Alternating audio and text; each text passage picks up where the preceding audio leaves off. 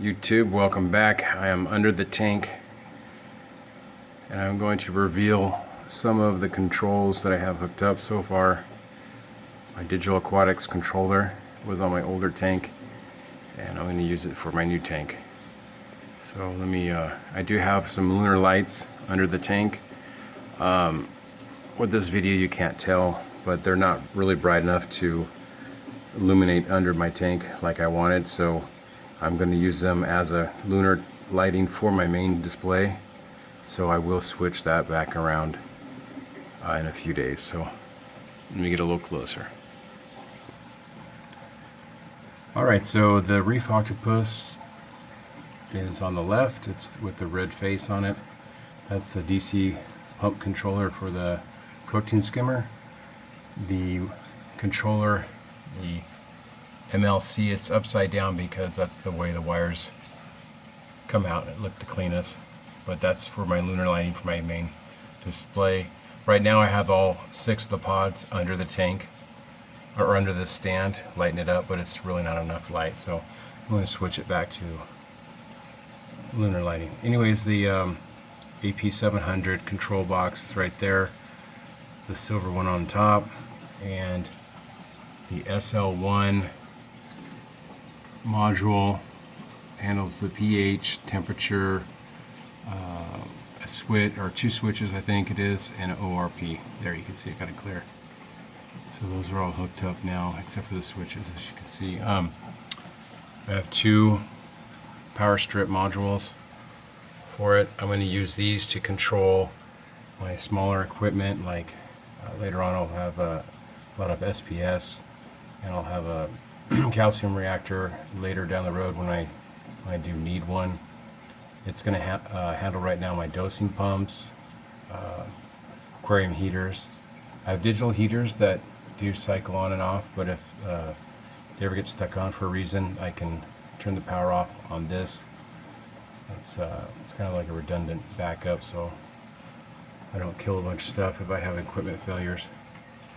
They're also going to control, well, you know, just the smaller stuff, but the DJ power switching strip right here is going to have it control the chiller, the lights, protein skimmer, and my main pump. So that's about it for down here.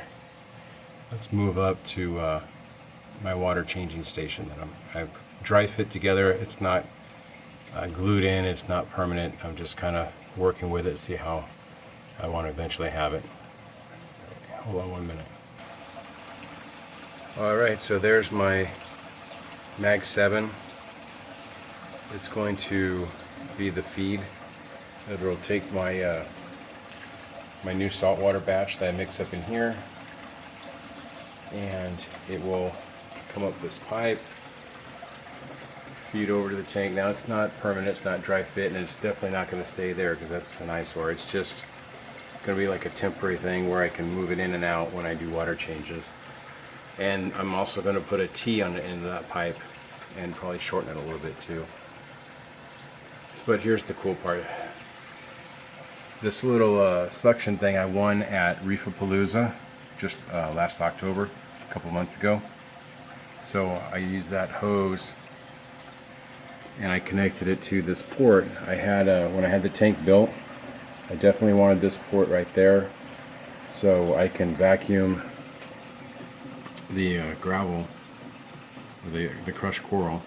When I do water changes and maintenance, I can siphon all that, and it's really easy. So that is not even permanently connected.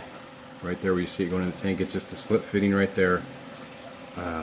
When I'm done siphoning and vacuuming the tank, then I will put my little strainer cap on there so fish don't go in there or whatnot. Because that's open, it's just a bulkhead on this side. So right there, and it runs along the wall, and here's my valve. You know, of course this pipe's not going to be here, it's just sitting there. I watch it fall everywhere. Okay, so I turn this valve here and the siphon starts.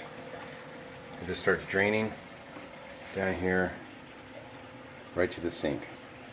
So once I have a 30-gallon drum here, I'm getting another 30-gallon drum too. So one will be RODI, my freshwater top off, and then one will be for my mixing station. So that's what I'll do. Hope you like the idea. If you do, give me a thumbs up, like, subscribe, keep watching.